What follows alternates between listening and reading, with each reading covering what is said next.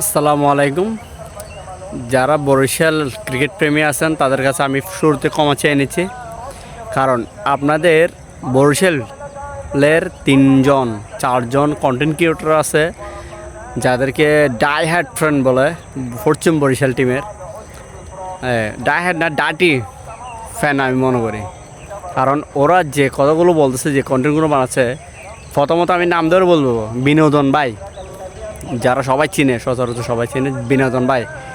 বিনোদন 1 গাদা, বিনোদন 2 গাদা, এই দুইটা বলতে ছাগলের 3 নম্বর বাচ্চার মতো শুরু করেছে। আরেকজন আছে, ওর নাম আমি জানি না, স্ক্রিনে আমি ছবি দিচ্ছি। তো 3 জনে সেম বিপিএল বয়কট। আর পাগলের ঘর পাগল, তোদের খাই না বিপিএল, বুঝছস?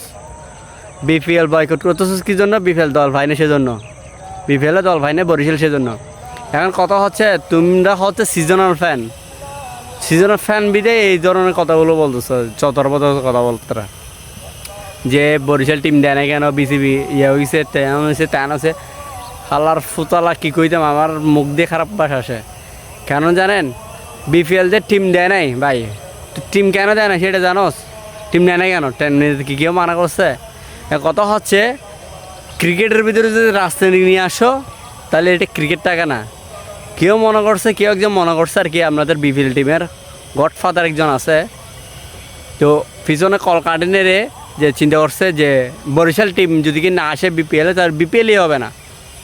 সিরিয়াসলি এই ধরনের মন মানসিকতা নিয়ে বরিশাল টিম নেয় নাই। তোমরা যদি কি একটু চাষ করে দেখো বুঝতে পারবা।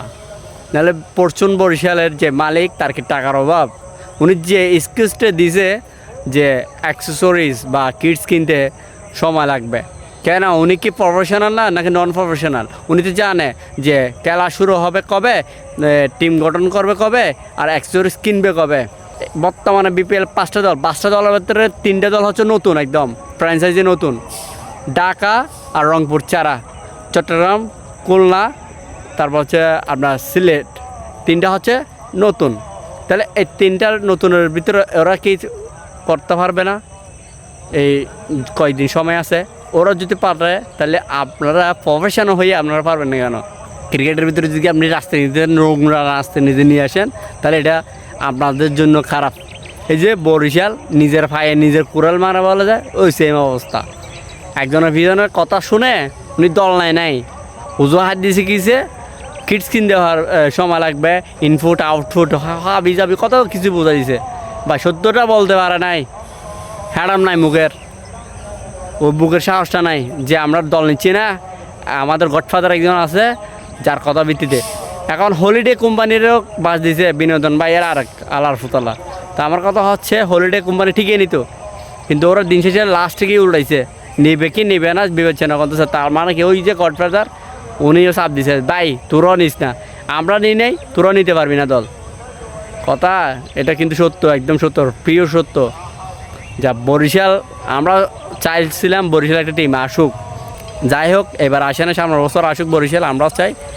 কিন্তু এই যে আবাল মার্কাস কন্টেন্ট ক্রিয়েটর যেগুলো আছে, এই আলাপতলাদের জন্য আপনাদের বরিশালবাসীর দুর্নাম হচ্ছে। সিরিয়াসলি ওদের কথাবার্তা শুনলে পুরো টক্সিক টাইপের। আরেকজন আছে রিশাদকে নিয়ে পড়ে আছে। আমার কথা হচ্ছে রিশাদ যে খেলবে না বিপিএল, এটা 6 মাস আগে থেকে জানা বিগ ব্যাশ, কিন্তু পারে না যে বরিশালের জন্য। বরিশাল ওকে ছাড়ে নাই, বিজিবি ওরে ছাড়ছে, চারপাতে দিচ্ছে, এনওসি দিছে, বরিশাল টিম ওরে ছাড়ে নেবি দেয়, ও বিপিএল বিগ ব্যাশ খেলতে পারে নাই। আর এখন বলতেছে যে হ্যাঁ বিপিএল বকর করছে রিশাদে, বিগ ব্যাশ খেলবো। আল্লাহর ফুতাল্লাহ, এই ক্রিকেট চিনুস নি, সিজনাল ফ্যান বেটা, আগে ক্রিকেট চিন, তারপর বলবি যে কথাবার্তা উল্টা ফাল্টা কথা বলস। রিশাদ খেলবে না সবাই জানে। আল্লাহর ফুতাল্লাহ বলো তকল।